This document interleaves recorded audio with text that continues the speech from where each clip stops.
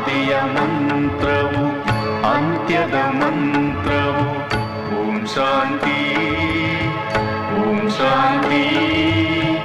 ಆದಿಯ ಮಂತ್ರವು ಅಂತ್ಯದ ಮಂತ್ರವು ಓಂ ಶಾಂತಿ ಓಂ ಶಾಂತಿ. ಇದುವೇ ಸತ್ಯ ಶಾಂತಿ ಸತ್ಯ ಶಾಂತಿ ಅವಿನಾಶಿ ಶಾಂತಿ ನಿತ್ಯ ಶಾಂತಿ ನಿತ್ಯ ಶಾಂತಿ. ಶಾಂತಿ ಓಂ ಶಾಂತಿ ಓಂ ಶಾಂತಿ ಓಂ ಶಾಂತಿ ಓಂ ಶಾಂತಿ ಓಂ ಶಾಂತಿ ಓಂ ಶಾಂತಿ.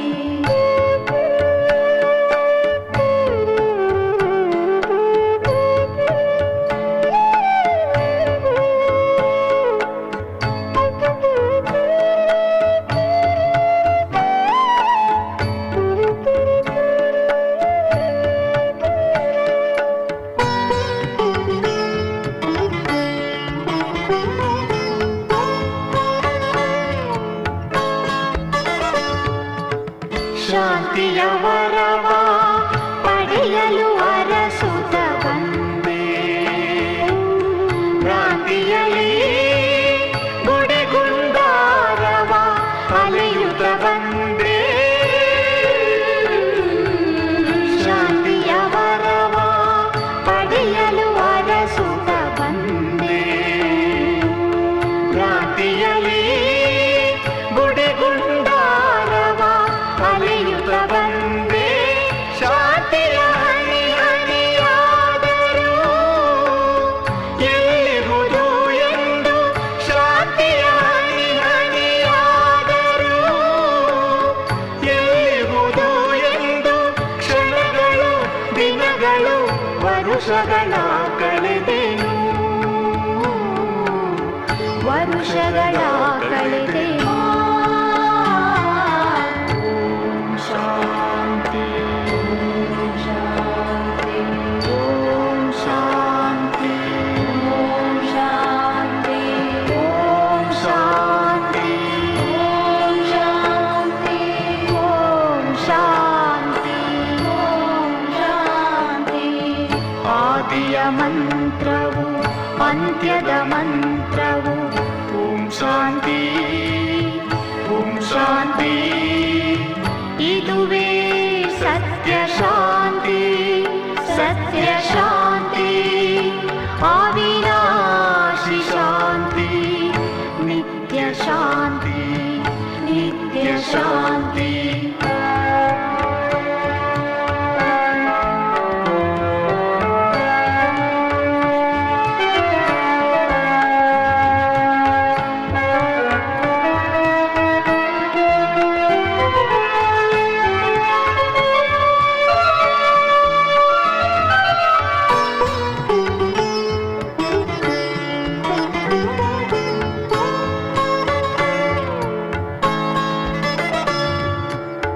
ಪರಿಶ್ರಮದ ಫಲವೇ ಶಿವ ಬಾಬಾ ನಿನ್ನ ಪಡೆದೆ. ನಿನ್ನ ನಾಳೆತು ಸತ್ಯ ಶಾಂತಿ ಮಾರ್ಗವ ಕಂಡೆ. ಪರಿಶ್ರಮದ ಫಲವೇ ಶಿವ ಬಾಬಾ ನಿನ್ನ ಪಡೆದೆ. ನಿನ್ನ ನಾಳೆತು ಸತ್ಯ ಶಾಂತಿ ಮಾರ್ಗವ ಕಂಡೆ. ನನ್ನ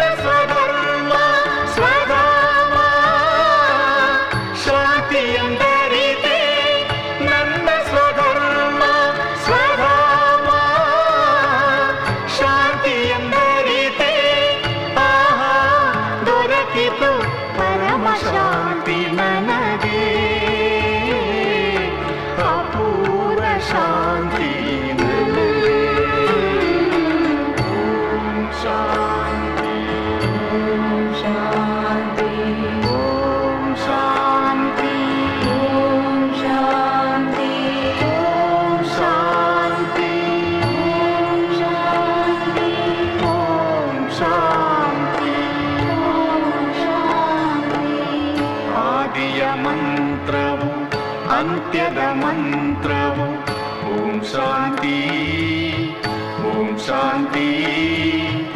ಇದುವೇ ಸತ್ಯ ಶಾಂತಿ ಸತ್ಯ ಶಾಂತಿ ಅವಿನಾಶಿ ಶಾಂತಿ ನಿತ್ಯ ಶಾಂತಿ ನಿತ್ಯ ಶಾಂತಿ. ಓಂ ಶಾಂತಿ ಓಂ ಶಾಂತಿ ಓಂ ಶಾಂತಿ ಓಂ ಶಾಂತಿ ಓಂ ಶಾಂತಿ ಓಂ ಶಾಂತಿ. ಓಂ ಶಾಂತಿ. ಇಂದಿನ ದಿನಾಂಕ 4/1/2024. ಮಧುರ ಮಕ್ಕಳೇ, ಮುಖ್ಯವಾದುದು ನೆನಪಿನ ಯಾತ್ರೆಯಾಗಿದೆ. ನೆನಪಿನಿಂದಲೇ ಆಯಸ್ಸು ಹೆಚ್ಚುವುದು, ವಿಕರ್ಮ ವಿನಾಶವಾಗುವುದು. ನೆನಪಿನಲ್ಲಿರುವವರ ಸ್ಥಿತಿ, ಮಾತು, ನಡತೆ ಬಹಳ ಫಸ್ಟ್ ಕ್ಲಾಸ್ ಆಗಿರುವುದು. ಪ್ರಶ್ನೆ: ನೀವು ಮಕ್ಕಳಿಗೆ ದೇವತೆಗಳಿಗಿಂತಲೂ ಹೆಚ್ಚು ಖುಷಿ ಇರಬೇಕು, ಏಕೆ? ಉತ್ತರ: ಏಕೆಂದರೆ ಈಗ ನಿಮಗೆ ಬಹಳ ದೊಡ್ಡ ಲಾಟರಿ ಸಿಕ್ಕಿದೆ. ಭಗವಂತನೇ ನಿಮಗೆ ಓದಿಸುತ್ತಾರೆ. ಸತ್ಯಯುಗದಲ್ಲಿ ದೇವತೆಗಳಿಗೆ ದೇವತೆಗಳೇ ಓದಿಸುತ್ತಾರೆ. ಇಲ್ಲಿ ಮನುಷ್ಯರು ಮನುಷ್ಯರಿಗೆ ಓದಿಸುತ್ತಾರೆ. ಆದರೆ ನೀವಾತ್ಮರಿಗೆ ಸ್ವಯಂ ಪರಮಾತ್ಮನೇ ಓದಿಸುತ್ತಾರೆ. ನೀವೀಗ ಸ್ವದರ್ಶನ ಚಕ್ರಧಾರಿಗಳಾಗುತ್ತಿದ್ದೀರಿ. ನಿಮ್ಮಲ್ಲಿ ಸಂಪೂರ್ಣ ಜ್ಞಾನವಿದೆ. ದೇವತೆಗಳಲ್ಲಿ ಈ ಜ್ಞಾನವು ಇರುವುದಿಲ್ಲ. ಗೀತೆ: ಎದ್ದೇಳಿ ಪ್ರಿಯತಮೇರೆ ಎದ್ದೇಳಿ, ನವಯುಗ ಬರಲಿದೆ. ಓಂ ಶಾಂತಿ. ಹೊಸ ಯುಗದಲ್ಲಿ ದೇವಿ ದೇವತೆಗಳಿರುತ್ತಾರೆ. ಅವರು ಮನುಷ್ಯರೇ, ಆದರೆ ಅವರ ಗುಣಗಳು ದೇವತೆಗಳ ಆಗಿರುತ್ತದೆ. ಅವರು ವೈಷ್ಣವರು ಡಬಲ್ ಅಹಿಂಸಕರಾಗಿದ್ದಾರೆ. ಈಗಿನ ಮನುಷ್ಯರು ಡಬಲ್ ಹಿಂಸಕರಾಗಿದ್ದಾರೆ. ಒಡೆದಾಟವನ್ನು ಮಾಡುತ್ತಾರೆ, ಕಾಮಕಟಾರಿಯನ್ನು ನಡೆಸುತ್ತಾರೆ. ಇದಕ್ಕೆ ಮೃತ್ಯುಲೋಕವೆಂದು ಹೇಳಲಾಗುತ್ತದೆ. ಇಲ್ಲಿ ವಿಕಾರಿ ಮನುಷ್ಯರಿದ್ದಾರೆ. ಎಲ್ಲಿ ದೇವಿ ದೇವತೆಗಳಿರುವರೋ ಅದಕ್ಕೆ ದೇವಲೋಕವೆಂದು ಹೇಳಲಾಗುತ್ತದೆ. ಅವರು ಡಬಲ್ ಅಹಿಂಸಕರಾಗಿದ್ದರು. ಅವರ ರಾಜ್ಯವೂ ಇತ್ತು. ಕಲ್ಪದ ಆಯಸ್ಸು ಲಕ್ಷಾಂತರ ವರ್ಷಗಳಾಗಿದ್ದರೆ ಯಾವುದೇ ಮಾತಿನ ವಿಚಾರವೂ ಬರುತ್ತಿರಲಿಲ್ಲ. ಇತ್ತೀಚೆಗೆ ಕಲ್ಪದ ಆಯಸ್ಸು ಸ್ವಲ್ಪ ಕಡಿಮೆ ಮಾಡುತ್ತಾ ಹೋಗುತ್ತಿದ್ದಾರೆ. ಕೆಲವರು 7,000 ವರ್ಷಗಳೆಂದು, ಇನ್ನು ಕೆಲವರು 10,000 ವರ್ಷಗಳೆಂದು ಹೇಳುತ್ತಾರೆ. ನೀವು ಮಕ್ಕಳಿಗೆ ಇದೂ ಸಹ ತಿಳಿದಿದೆ. ತಂದೆಯು ಶ್ರೇಷ್ಠಾತಿ ಶ್ರೇಷ್ಠ ಭಗವಂತನಾಗಿದ್ದಾರೆ. ಅವರ ಮಕ್ಕಳಾದ ನಾವು ಶಾಂತಿಧಾಮದಲ್ಲಿರುತ್ತೇವೆ. ನಾವು ಮಾರ್ಗ ತೋರಿಸುವಂತಹ ಮಾರ್ಗದರ್ಶಕರಾಗಿದ್ದೇವೆ. ಈ ಯಾತ್ರೆಯ ಬಗ್ಗೆ ಯಾವುದೇ ವರ್ಣನೆ ಇಲ್ಲ. ಗೀತೆಯಲ್ಲಿ ಮನ್ಮನಾಭವ ಎಂಬ ಅಕ್ಷರವಿದೆ. ಆದರೆ ಅದರ ಅರ್ಥವೇನು? ತನ್ನನ್ನು ಆತ್ಮನೆಂದು ತಿಳಿದು ತಂದೆಯನ್ನು ನೆನಪು ಮಾಡಿರಿ ಎಂಬುದು ಯಾರ ಬುದ್ಧಿಯಲ್ಲಿಯೂ ಬರುವುದಿಲ್ಲ. ಯಾವಾಗ ತಂದೆಯು ಬಂದು ತಿಳಿಸುವರೋ ಆಗ ಬುದ್ಧಿಯಲ್ಲಿ ಬರುವುದು. ಈ ಸಮಯದಲ್ಲಿ ನೀವು ಮನುಷ್ಯರಿಂದ ದೇವತೆಗಳಾಗುತ್ತೀರಿ. ಇಲ್ಲಿ ಮನುಷ್ಯರಿದ್ದಾರೆ. ದೇವತೆಗಳು ಸತ್ಯಯುಗದಲ್ಲಿರುತ್ತಾರೆ. ಅವಶ್ಯವಾಗಿ ನೀವೀಗ ಮನುಷ್ಯನಿಂದ ದೇವತೆಯಾಗುತ್ತೀರಿ. ನಿಮ್ಮದು ಇದು ಈಶ್ವರೀಯ ಮಿಷನ್ ಆಗಿದೆ. ನಿರಾಕಾರಿ ಪರಮಾತ್ಮನನ್ನು ಯಾವ ಮನುಷ್ಯರು ತಿಳಿದುಕೊಳ್ಳಲು ಸಾಧ್ಯವಿಲ್ಲ. ನಿರಾಕಾರನಿಗೆ ಕಾಲು ಕೈಗಳು ಎಲ್ಲಿಂದ ಬಂದಿತೋ? ಕೃಷ್ಣನಿಗೆ ಕೈಯು ಕಾಲು ಎಲ್ಲವೂ ಇದೆ. ಭಕ್ತಿ ಮಾರ್ಗದ ಎಷ್ಟೊಂದು ಶಾಸ್ತ್ರಗಳನ್ನು ಬರೆದಿದ್ದಾರೆ. ಈಗ ನೀವು ಮಕ್ಕಳ ಬಳಿ ಚಿತ್ರಗಳು ಬಹಳಷ್ಟಿವೆ. ಚಿತ್ರಗಳಿಂದ ಯಾವ ಚಿತ್ರದ ಬಗ್ಗೆ ಹೇಗೆ ತಿಳಿಸಬೇಕು ಎಂದು ನೆನಪಿಗೆ ಬರುತ್ತದೆ. ಮುಂದೆ ಇನ್ನೂ ಬಹಳಷ್ಟು ಚಿತ್ರಗಳಾಗುತ್ತಾ ಹೋಗುವವು. ಎಲ್ಲದಕ್ಕಿಂತ ಮೇಲೆ ಆತ್ಮರನ್ನು ತೋರಿಸಬೇಕು. ಅಲ್ಲಿ ಕೇವಲ ಆತ್ಮರೇ ಕಂಡು ಬರುವರು. ನಂತರ ಸೂಕ್ಷ್ಮವತನ, ಅದಕ್ಕಿಂತಲೂ ಕೆಳಗೆ ಮನುಷ್ಯ ಲೋಕವನ್ನು ತೋರಿಸಿರಿ. ಮನುಷ್ಯರು ಹೇಗೆ ಕೊನೆಯಲ್ಲಿ ಬಂದು ಮತ್ತೆ ಮೇಲೇರುತ್ತಾರೆ, ಇದನ್ನು ತೋರಿಸಿರಿ. ದಿನ ಪ್ರತಿದಿನ ಹೊಸ ಅನ್ವೇಷಣೆಗಳಾಗುತ್ತಾ ಹೋಗುವವು. ಈಗ ಎಷ್ಟು ಚಿತ್ರಗಳಿವೆಯೋ ಅಷ್ಟು ಸರ್ವೀಸ್ ಮಾಡಬೇಕಾಗಿದೆ. ಮುಂದೆ ಇಂತಿಂತಹ ಚಿತ್ರಗಳು ತಯಾರಾಗುವವು, ಯಾವುದರಿಂದ ಮನುಷ್ಯರು ಬಹುಬೇಗನೆ ತಿಳಿದುಕೊಳ್ಳುವರು. ವೃಕ್ಷವು ಬಹಳ ಬೇಗನೆ ವೃದ್ಧಿಯಾಗುತ್ತಾ ಹೋಗುವುದು. ಕಲ್ಪದ ಮೊದಲು ಯಾರು ಯಾವ ಪದವಿಯನ್ನು ಪಡೆದಿದ್ದರೋ, ಯಾವ ಫಲಿತಾಂಶವು ಹೊರಬಂದಿತೋ ಅದೇ ಬರುವುದು. ಕೊನೆಯಲ್ಲಿ ಬರುವವರು ಮಾಲೆಯ ಮಣಿಯಾಗುವುದಿಲ್ಲ ಎಂದಲ್ಲ, ಅವರು ಆಗುವರು. ನವೋದಾ ಭಕ್ತಿಯವರು ರಾತ್ರಿ ಹಗಲು ಭಕ್ತಿಯಲ್ಲಿ ತೊಡಗಿರುತ್ತಾರೆ, ಆಗ ಅವರಿಗೆ ಸಾಕ್ಷಾತ್ಕಾರವಾಗುತ್ತದೆ. ಹಾಗೆಯೇ ಇಲ್ಲಿಯೂ ಸಹ ಅಂಥವರು ಮುಂದೆ ಬರುವರು. ರಾತ್ರಿ ಹಗಲು ಪರಿಶ್ರಮಪಟ್ಟು ಪತಿತರಿಂದ ಪಾವನ ಆಗುವರು. ಎಲ್ಲರಿಗೆ ಅವಕಾಶವಿದೆ. ಕೊನೆಯಲ್ಲಿ ಯಾರೂ ಉಳಿದುಕೊಳ್ಳಬಾರದು. ನಾಟಕವೇ ಹೀಗೆ ಮಾಡಲ್ಪಟ್ಟಿದೆ. ಯಾರೂ ವಂಚಿತರಾಗುವುದಿಲ್ಲ. ಎಲ್ಲ ಕಡೆ ಸಂದೇಶ ಕೊಡಬೇಕಾಗಿದೆ. ಶಾಸ್ತ್ರಗಳಲ್ಲಿದೆ, ಒಬ್ಬರು ಮಾತ್ರವೇ ಉಳಿದುಕೊಂಡರು, ಅವರು ದೂರು ಕೊಟ್ಟರೆಂದು. ಮುಂದೆ ಈ ಚಿತ್ರಗಳು ಪತ್ರಿಕೆಗಳಲ್ಲಿಯೂ ಹಾಕಲ್ಪಡುವುದು. ನಿಮಗೆ ನಿಮಂತ್ರಣ ಸಿಗುತ್ತಿರುತ್ತದೆ. ತಂದೆಯು ಬಂದಿದ್ದಾರೆಂಬುದು ಎಲ್ಲರಿಗೆ ಅರ್ಥವಾಗುವುದು. ಯಾವಾಗ ಪೂರ್ಣ ನಿಶ್ಚಯವಾಗುವುದೋ ಆಗ ಓಡೋಡಿ ಬರುತ್ತಾರೆ. ಪ್ರಸಿದ್ಧಿ ಆಗುತ್ತಾ ಇರುತ್ತದೆ. ಸತ್ಯಯುಗಕ್ಕೆ ನವಯುಗವೆಂದು ಹೇಳಲಾಗುತ್ತದೆ. ನವಯುಗ ಎಂಬ ಹೆಸರಿನ ಪತ್ರಿಕೆ ಇದೆ, ಹಾಗೂ ನವದೆಹಲಿ ಎಂದು ಹೇಳುತ್ತಾರೆ. ಆದರೆ ಹೊಸ ದೆಹಲಿ ಇದ್ದಾಗ ಈ ಹಳೆಯ ಕೋಟೆಗಳು, ಕೊಳಕು ಇತ್ಯಾದಿ ಇರುವುದಿಲ್ಲ. ಈಗಂತೂ ಪ್ರತಿಯೊಂದು ವಸ್ತು ಅಂಕುಡೊಂಕಾಗಿ ಬಿಟ್ಟಿದೆ. ಸತ್ಯಯುಗದಲ್ಲಿ ಎಲ್ಲ ತತ್ವಗಳು ಆರ್ಡರ್ನಲ್ಲಿರುತ್ತವೆ. ಇಲ್ಲಂತೂ 5 ತತ್ವಗಳು ತಮೋಪ್ರಧಾನವಾಗಿವೆ, ಅಲ್ಲಿ ಎಲ್ಲವೂ ಸತೋಪ್ರಧಾನವಾಗಿರುತ್ತವೆ. ಆದ್ದರಿಂದ ಪ್ರತಿಯೊಂದು ತತ್ವದಿಂದ ಸುಖ ಸಿಗುತ್ತದೆ. ದುಃಖದ ಹೆಸರು ಇರುವುದಿಲ್ಲ, ಅದರ ಹೆಸರೇ ಆಗಿದೆ ಸ್ವರ್ಗ. ಇವೆಲ್ಲ ಮಾತುಗಳನ್ನು ನೀವೀಗ ತಿಳಿದುಕೊಂಡಿದ್ದೀರಿ. ಅವಶ್ಯವಾಗಿ ನಾವೀಗ ತಮೋಪ್ರಧಾನರಾಗಿ ಬಿಟ್ಟಿದ್ದೇವೆ. ಸತೋಪ್ರಧಾನರಾಗುವುದಕ್ಕಾಗಿ ಪುರುಷಾರ್ಥ ಮಾಡಿ ಗುರಿಯನ್ನು ತಲುಪುತ್ತಿದ್ದೇವೆ.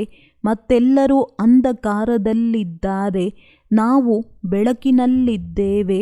ನಾವು ಮೇಲೆ ಹೋಗುತ್ತಿದ್ದೇವೆ, ಮತ್ತೆಲ್ಲರೂ ಕೆಳಗಿಳಿಯುತ್ತಿದ್ದಾರೆ. ಇದೆಲ್ಲ ವಿಚಾರ ಸಾಗರ ಮಂಥನವನ್ನು ನೀವು ಮಕ್ಕಳೇ ಮಾಡಬೇಕಾಗಿದೆ. ಶಿವತಂದೆಯು ಕಲಿಸಿಕೊಡುವವರಾಗಿದ್ದಾರೆ, ಅವರಂತೂ ಮಂಥನ ಮಾಡುವುದಿಲ್ಲ. ಈ ಬ್ರಹ್ಮ ತಂದೆಯು ಜ್ಞಾನದ ಮಂಥನ ಮಾಡಬೇಕಾಗುತ್ತದೆ. ನೀವೆಲ್ಲರೂ ವಿಚಾರ ಸಾಗರ ಮಂಥನ ಮಾಡಿ ತಿಳಿಸುತ್ತೀರಿ. ಕೆಲವರಿಗಂತೂ ಮಂಥನ ನಡೆಯುವುದೇ ಇಲ್ಲ. ಹಳೆಯ ಪ್ರಪಂಚವೇ ನೆನಪಿಗೆ ಬರುತ್ತದೆ. ತಂದೆಯು ತಿಳಿಸುತ್ತಾರೆ, ಹಳೆಯ ಪ್ರಪಂಚವನ್ನು ಒಮ್ಮೆಲೆ ಮರೆತು ಹೋಗಿರಿ.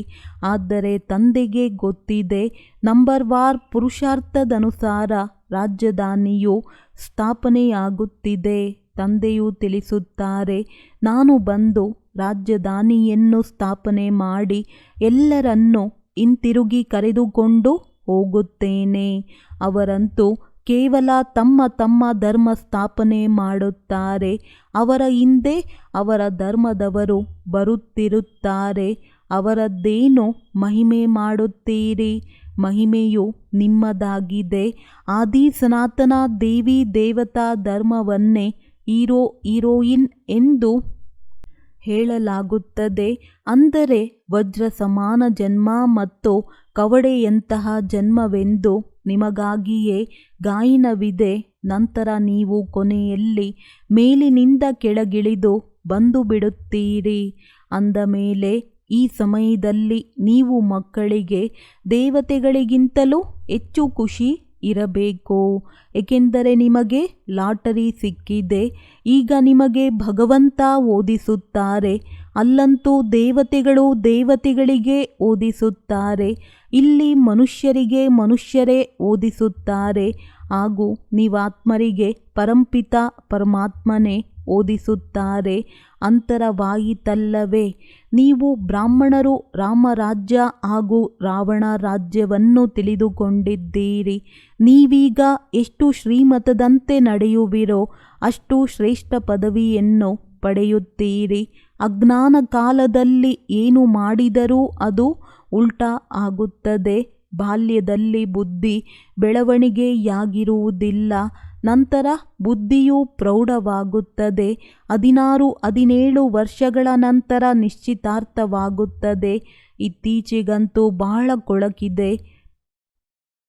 ಮಡಿಲಲ್ಲಿರುವ ಮಗುವಿಗೂ ನಿಶ್ಚಿತಾರ್ಥ ಮಾಡಿಸಿಬಿಡುತ್ತಾರೆ. ನಂತರ ಕೊಟ್ಟು ತೆಗೆದುಕೊಳ್ಳುವುದನ್ನು ಆರಂಭಿಸಿಬಿಡುತ್ತಾರೆ.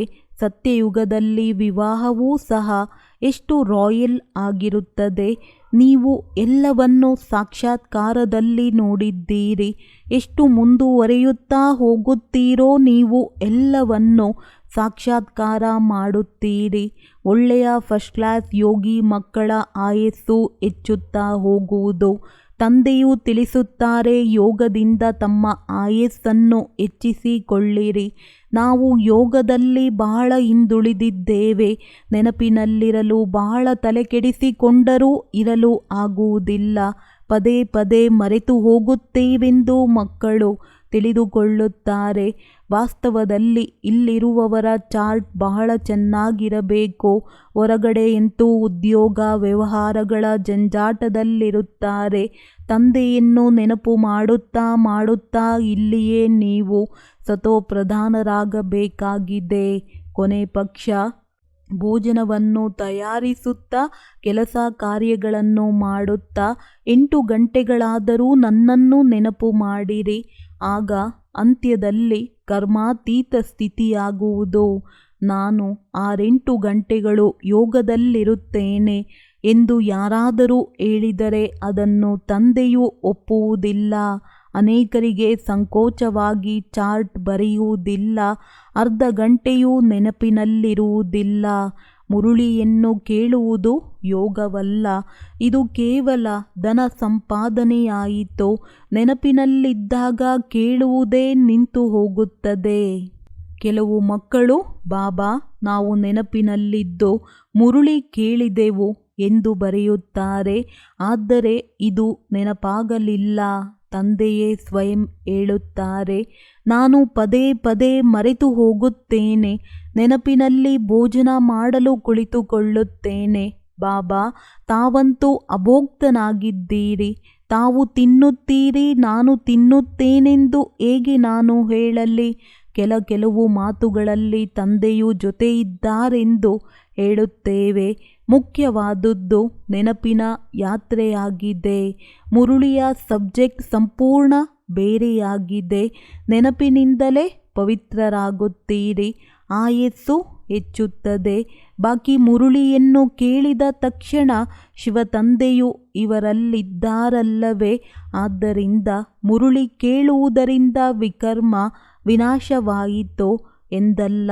ಪರಿಶ್ರಮವಿದೆ. ತಂದೆಗೆ ಗೊತ್ತಿದೆ, ಬಹಳ ಮಂದಿ ಮಕ್ಕಳು ನೆನಪೇ ಮಾಡುವುದಿಲ್ಲ. ನೆನಪಿನಲ್ಲಿರುವವರ ಸ್ಥಿತಿ, ಮಾತು, ನಡವಳಿಕೆ ಸಂಪೂರ್ಣ ಭಿನ್ನವಾಗಿರುವುದು. ನೆನಪಿನಿಂದಲೇ ಸತೋಪ್ರಧಾನರಾಗುವಿರಿ. ಆದರೆ ಮಾಯೆಯು ಒಮ್ಮೆಲೇ ಮಂದ ಬುದ್ಧಿಯವರನ್ನಾಗಿ ಮಾಡಿಬಿಡುತ್ತದೆ. ಅನೇಕರಿಗೆ ಕಾಯಿಲೆ ಹೊರಬರುತ್ತದೆ.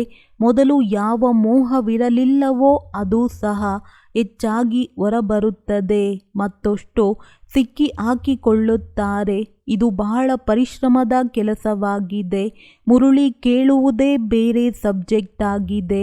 ಇದು ಕೇವಲ ಧನ ಸಂಪಾದನೆಯ ಮಾತಾಗಿದೆ. ಇದರಲ್ಲಿ ಆಯಸ್ಸು ಹೆಚ್ಚಾಗುವುದಿಲ್ಲ, ಪಾವನರಾಗುವುದಿಲ್ಲ, ವಿಕರ್ಮ ವಿನಾಶವಾಗುವುದಿಲ್ಲ. ಮುರುಳಿಯನ್ನಂತೂ ಅನೇಕರು ಕೇಳುತ್ತಾರೆ, ಮತ್ತೆ ಹೋಗಿ ವಿಕಾರಗಳಲ್ಲಿ ಬೀಳುತ್ತಿರುತ್ತಾರೆ. ಸತ್ಯವನ್ನು ತಿಳಿಸುವುದಿಲ್ಲ. ತಂದೆಯು ಹೇಳುತ್ತಾರೆ, ಪವಿತ್ರರಾಗಿ ಇರದಿದ್ದರೆ ಇಲ್ಲಿಗೇಕೆ ಬರುತ್ತೀರಿ ಎಂದು. ಬಾಬಾ, ನಾನು ಅಜಾಮಿಳನಾಗಿದ್ದೇನೆ. ಇಲ್ಲಿ ಬಂದಾಗಲೇ ಪಾವನನಾಗುವೆನು. ಇಲ್ಲಿ ಬರುವುದರಿಂದ ಸ್ವಲ್ಪ ಸುಧಾರಣೆಯಾಗುವುದು. ಇಲ್ಲದಿದ್ದರೆ ಎಲ್ಲಿ ಹೋಗುವುದು? ಮಾರ್ಗವಂತೂ ಇದೇ ಆಗಿದೆ ಎಂದು ಹೇಳತೊಡಗುತ್ತಾರೆ. ಇಂತಿಂಥವರು ಬರುತ್ತಾರೆ. ಒಂದಲ್ಲ ಒಂದು ಸಮಯದಲ್ಲಿ ಅವರಿಗೆ ಬಾಣವು ನಾಟುವುದು. ತಂದೆಯು ಇಲ್ಲಿಗಾಗಿಯೇ ಹೇಳುತ್ತಾರೆ, ಇಲ್ಲಿ ಯಾರು ಅಪವಿತ್ರರು ಬರಬಾರದು. ಇದಂತೂ ಇಂದ್ರ ಸಭೆಯಾಗಿದೆ. ಇಲ್ಲಿಯವರೆಗೂ ಬಂದು ಬಿಡುತ್ತಿದ್ದರು. ಆದರೆ ಒಂದು ದಿನ ಇದನ್ನು ಕಾಯ್ದೆ ಮಾಡಲಾಗುವುದು. ಎಲ್ಲಿಯವರೆಗೆ ಪಕ್ಕಾ ಆಗುವುದಿಲ್ಲವೋ ಅಲ್ಲಿಯವರೆಗೆ ಪ್ರವೇಶವಿಲ್ಲ. ಇದರಿಂದ ತಿಳಿದುಕೊಳ್ಳುತ್ತಾರೆ, ಇದು ಇಂತಹ ಸಂಸ್ಥೆಯಾಗಿದೆ. ಅಪವಿತ್ರರು ಒಳಗೆ ಹೋಗಲು ಸಾಧ್ಯವಿಲ್ಲ. ಇದು ಯಾರ ಸಭೆಯಾಗಿದೆ ಎಂಬುದನ್ನು ನೀವು ತಿಳಿದುಕೊಂಡಿದ್ದೀರಿ. ಅರ್ಥಾತ್ ನಾವು ಭಗವಂತ, ಈಶ್ವರ, ಸೋಮನಾಥ, ಬಬುಲನಾಥನ ಬಳಿ ಕುಳಿತಿದ್ದೇವೆ. ಅವರೇ ಪಾವನರನ್ನಾಗಿ ಮಾಡುವವರಾಗಿದ್ದಾರೆ. ಈಗ ಕೊನೆಯಲ್ಲಿ ಅನೇಕರು ಬಂದು ಬಿಡುತ್ತಾರೆ.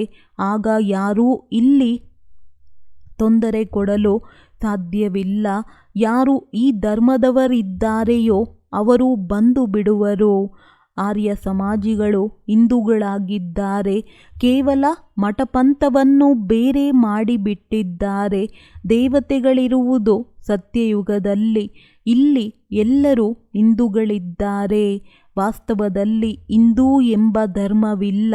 ಈ ಹಿಂದೂಸ್ತಾನವೆಂಬುದು ದೇಶದ ಹೆಸರಾಗಿದೆ.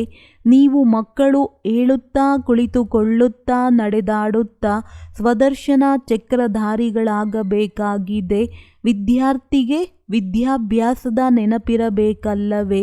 ಇಡೀ ಚಕ್ರವು ಬುದ್ಧಿಯಲ್ಲಿದೆ. ದೇವತೆಗಳು ಮತ್ತು ನಿಮ್ಮಲ್ಲಿ ಸ್ವಲ್ಪ ಅಂತರ ಉಳಿದುಕೊಂಡಿದೆ. ಪಕ್ಕಾ ಸ್ವದರ್ಶನ ಚಕ್ರಧಾರಿಗಳಾಗಿ ಬಿಟ್ಟರೆ ಮತ್ತೆ ವಿಷ್ಣು ಕುಲದವರಾಗಿ ಬಿಡುತ್ತೀರಿ. ನಾವು ಈ ರೀತಿಯಾಗುತ್ತಿದ್ದೇವೆ ಎಂದು ನೀವು ತಿಳಿದುಕೊಳ್ಳುತ್ತೀರಿ. ಆ ದೇವತೆಗಳು ಸಂಪೂರ್ಣರಾಗಿದ್ದಾರೆ. ಯಾವಾಗ ನಿಮ್ಮದು ಕರ್ಮಾತೀತ ಸ್ಥಿತಿಯಾಗುವುದೋ ಆಗ ನೀವು ಸಂಪೂರ್ಣರಾಗುತ್ತೀರಿ. ಶಿವತಂದೆಯು ನಿಮ್ಮನ್ನು ಸ್ವದರ್ಶನ ಚಕ್ರಧಾರಿಗಳನ್ನಾಗಿ ಮಾಡುತ್ತಾರೆ. ಅವರಲ್ಲಿ ಜ್ಞಾನವಿದೆಯಲ್ಲವೇ? ಅವರು ನಿಮ್ಮನ್ನು ಮಾಡುವವರಾಗಿದ್ದಾರೆ. ನೀವು ಆಗುವವರಾಗಿದ್ದೀರಿ. ಬ್ರಾಹ್ಮಣರಾಗಿ ನಂತರ ದೇವತೆಗಳಾಗುತ್ತೀರಿ. ಈಗ ಈ ಅಲಂಕಾರಗಳನ್ನು ನಿಮಗೆ ಹೇಗೆ ಕೊಡುವುದು? ಈಗಿನ್ನೂ ನೀವು ಪುರುಷಾರ್ಥಿಯಾಗಿದ್ದೀರಿ. ನಂತರ ನೀವೇ ವಿಷ್ಣುವಿನ ಕುಲದವರಾಗುತ್ತೀರಿ.